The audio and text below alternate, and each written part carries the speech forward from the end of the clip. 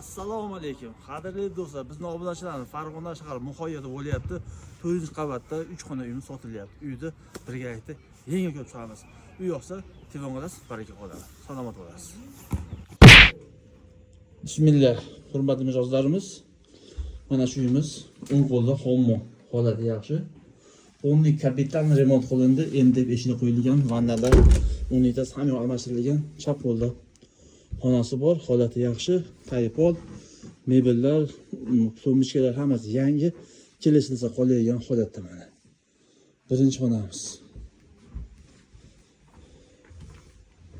Xo'p, ikkinchi xona. Holati zo'r, remont yangi, stol-stullarimiz yangi, o'tirgan tumishka ham yangi, radiator, akvaron, oshxona, holati yaxshi, endi eshik.